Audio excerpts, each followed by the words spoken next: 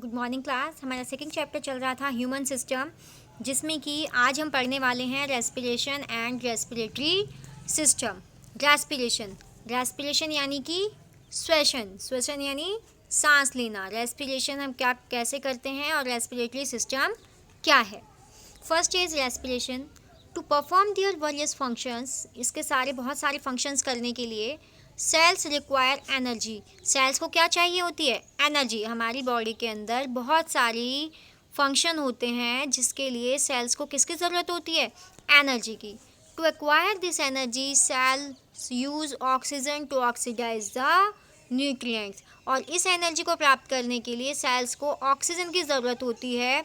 Oxygen क्या करती है? ऑक्सीडाइज करती है न्यूट्रिएंट्स को, यानी जो फूड हम खाते हैं उसे वो क्या करती है? ऑक्सीडाइज करती है। This process results in the production of ATP। और इस प्रोसेस से क्या बनता है? क्या इसका प्रोडक्शन होता है? ATP का। And release of harmful carbon dioxide gas. ATP का प्रोडक्शन होता है और CO2 गैस, हार्मफुल गैस जो है CO2, उसका रिलीज होता है। For the process of obtaining energy, energy obtain करने के लिए the entry of atmospheric oxygen in the body and impulsion of CO2 is absolutely essential. यानी अगर हमें एनर्जी चाहिए तो हमें क्या होगा? हमारे साथ एंट्री होनी चाहिए ऑक्सीजन की इन द बॉडी। बॉडी में हमारी ऑक्सीजन जानी चाहिए और CO2 गैस का एब्सोल्युटली इसेंशियल एक्सप्लोजन होना चाहिए, यानी बाहर आनी चाहिए। This exchange of gases occurs through the blood. और जो ये एक्सचेंज होता है गैसेज का हमारी बॉडी के अंदर, कि सेल्स में ऑक्सीजन जाती है और CO2 बाहर आती है, इसका पूरा की पूरा जो प्रोग्राम होता है एक्सचेंज होने का गैसेज का, वो होता है थ्रू ब्लड। ब्लड के थ्रू होता है। The blood dissolves the oxygen gas in itself. जो ब्लड है वो ऑक्सीजन को खुद के अंदर डिजॉल्व कर लेती है in itself and transport it to various organs. और कहाँ पहुँचाती है? हमारी बॉडी के वेरियस ऑर्गन्स तक पहुँचाती है। The blood dissolves the oxygen. जो ब्लड है ऑक्सीजन को डिजॉल्व कर लेती है इन इटसेल्फ, खुद के अंदर। ब्लड ऑक्सीजन को डिजॉल्व कर लेता है खुद के अंदर और ट्रांसपोर्ट करता है हमारी बॉडी के various organs and tissues of the body.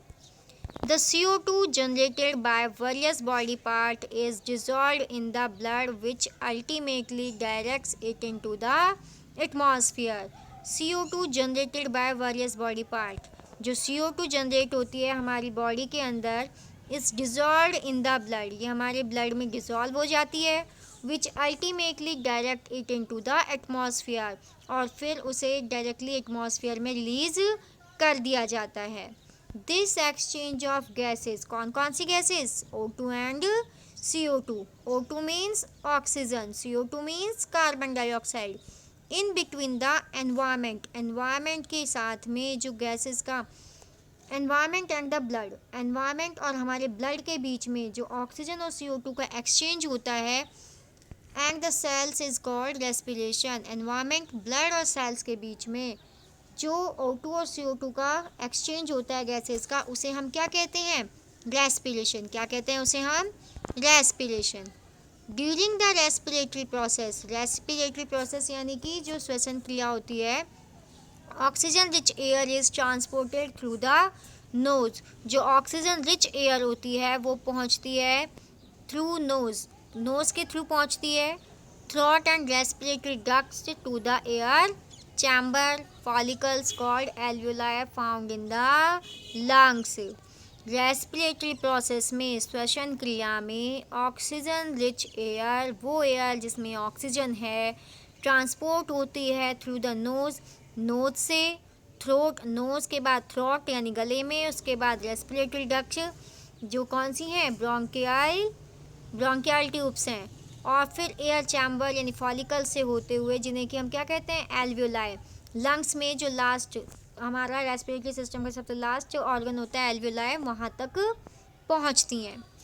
The member, ये समझ में नहीं आया होगा वैसे अभी आपको कि क्या क्या चीज़ें हैं। अभी हम रेस्पिरेटरी सिस्टम में जब नीचे और पढ़ेंगे इसमें कि किस तरीके से एयर हमारे नॉस्ट्रिल यानी नोज़ में से एंटर करती है, फिर थ्रोट में से होते हुए कैसे लंग्स के पास तक पहुँचती है, तब आपको ये समझ में आएगी पूरी process. The membrane of the alveolus is very fine. जो मेम्ब्रेन होती है एल्वियोलस की वो बहुत ही फाइन पतली होती है and contain a mesh work of capillary vessels, और उनके ऊपर एक मैस वर्क होता है, मैस वर्क यानी जाल बुना हुआ होता है कैपिलरी वेसल्स का। The oxygen brought by the inhaled air is received by the blood contained in the capillary. जो oxygen brought by the inhaled air, जो ऑक्सीजन आ रही है इनहेल्ड एयर यानी जो हम सांस ले रहे हैं उस एयर के through, is received by the blood, वो ब्लड रिसीव करता है उसे कंटेन्ड इन द कैपिलरी, जो किस में है, कैपिलरीज में है। वैसे मैं ये सिस्टम आपको 9th क्लास में मैं आपको प्रोजेक्टर पर दिखा चुकी हूँ 3D में भी, कि किस तरीके से लंग्स के अंदर एयर एंटर करती है। तो अब आपको शायद कुछ याद आ रहा हो, तो हमने उसमें पढ़ा था कि जैसे कुछ इस तरीके से लंग्स हैं, नीचे डायग्राम है नहीं है, यस, इस तरीके से इसका कनेक्शन जा रहा था, यहाँ पे 2 पाइप्स जा रहे थे, यहाँ क्या थे, लंग्स थे इस तरीके से, ठीक है, और यहाँ इस तरीके से ये फैले हुए थे, और यहाँ लास्ट में कुछ पॉइंट लाइक स्ट्रक्चर्स थी, कुछ इस तरीके किसी बॉल इसमें बनी हुई थी, नीचे ब्रांचेस में छोटी छोटी बॉल बनी हुई थी, जिन्हें हमने क्या बोला था, एल्वियोलाई बना था। अब होता क्या है इनके अंदर, ये लंग्स के अंदर यहाँ से एंटर हो गई एयर, एंटर होने के बाद में इन ब्रांचेस में से होके लास्ट ऑप्शन एल्वियोलाई पर पहुँचेगी, जो एल्वियोलाई होती है, ये है एल्वियोलाई, ठीक है। एल्वियोलाई के पास क्या है, अब ये पूरा लंग्स हो गया है, अब मैं सिर्फ एल्वियोलाई के बारे में बताती हूँ। ये थी, ये एक ब्रांच है, इसके ऊपर ये एल्वियोलाई। अब इस एल्वियोलाई के ऊपर बहुत सारी, ये पूरी एक एल्वियोलाई है, इसके ऊपर एक नेटवर्क बना हुआ है किसका, कैपिलरीज का। ब्लड वेसल्स, हमारी आर्टरीज और वेन्स जब आगे जाके कैपिलरीज में बदल जाती हैं, छोटी छोटी जो वेसल्स बन जाती है वो होती है कैपिलरीज, जो बहुत फाइन होती हैं यानी बहुत पतली होती हैं, जिनमें कि इसके अंदर क्या जा रहा है, ब्लड जा रहा है, और इनकी एयर जो मेम्ब्रेन है वो सेमी परमेबल होती है, जिनमें से गैसेस का एक्सचेंज नॉर्मल तरीके से हो जाता है। होता क्या है, अब यहाँ पर लंग्स के अंदर क्या आई है, ये थी इस तरीके से, और ये इस तरीके से यहाँ थी, ये ब्लड वेसल्स हैं, ओके। यहाँ से एयर आई अंदर एल्वियोलाई के पास में, अब यहाँ इसके पास में चारों तरफ क्या लगी हुई हैं, blood vessels, capillaries.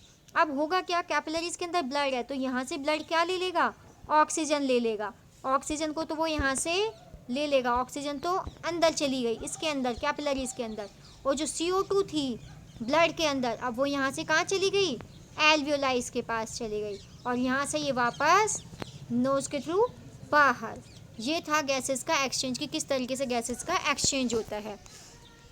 The oxygen brought by the inhaled air is received by the blood contained in the capillary vessels of the alveoli membrane, and the carbon dioxide brought by the blood is released into the air alveoli by the process of breathing. breathing यानी श्वसन की क्रिया जो होती है हमारी सांस लेना और छोड़ना। lungs release this impure air into the atmosphere. lungs क्या करते हैं, इस impure air को, impure यानी जिसमें क्या है, CO2 मिक्स है, उसे एटमॉस्फेयर में रिलीज कर देते हैं। ये तो था सिंपल रेस्पिरेशन का प्रोसेस। अब हम पढ़ेंगे human respiratory system. Human respiratory system क्या है, the human respiratory system is mainly classified into 3 parts. जो ह्यूमन रेस्पिरेटरी सिस्टम है इसे 3 पार्ट्स में डिवाइड किया गया है, अपर respiratory system, lower respiratory system and the respiratory muscles. Upper respiratory system, lower respiratory system और रेस्पिरेटरी मसल्स। अब पढ़ते हैं हम अपर रेस्पिरेटरी सिस्टम। अपर रेस्पिरेटरी सिस्टम में देखिए क्या क्या चीज़ें आती हैं। Upper respiratory system mainly comprises nose, mouth, pharynx and larynx. ये 4 पार्ट्स हैं, ऑर्गन्स हैं जो हमारे अपर रेस्पिरेटरी सिस्टम में आते हैं। कौन कौन से हैं, नोज, माउथ, फेरिंग्स एंड लैरिंग्स।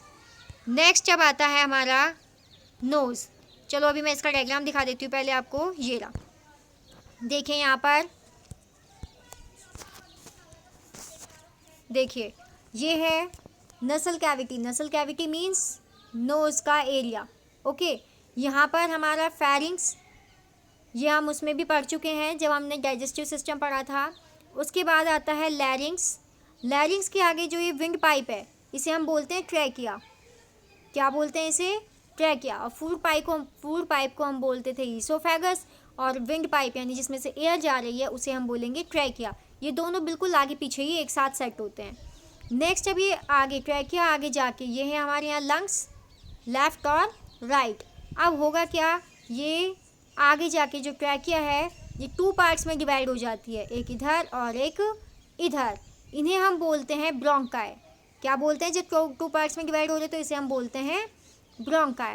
अब ये जब 2 पार्ट्स में डिवाइड हो गई है तो आगे जाके इसमें से भी छोटी छोटी ब्रांचेज आपको दिख रही हैं, इन्हें हम बोलेंगे ब्रोंक्यूल्स। और इन्हीं ब्रोंक्यूल्स के नीचे देखिए आपको छोटे छोटे पॉइंट्स दिख रहे होंगे बिंदु बिंदु की जैसे, इन्हें हम बोलते हैं एल्वियोलाई। और नीचे की तरफ में एक इनके लिए प्लेटफॉर्म स्ट्रक्चर होती है जिसे हम कहते हैं डायफ्राम। क्या बोलते हैं इसे हम, डायफ्राम। तो ये थी हमारे ह्यूमन रेस्पिरेटरी सिस्टम के ऑर्गन्स, जिसमें कि अपर रेस्पिरेटरी सिस्टम में कौन कौन इंक्लूड है। अपर रेस्पिरेटरी सिस्टम के अंदर इंक्लूड है हमारे nose, mouth, pharynx and larynx. Okay, और अब हमारा जो नेक्स्ट टॉपिक है अपर रेस्पिरेटरी सिस्टम के अंदर नोज, ये हम नेक्स्ट क्लास में पढ़ेंगे।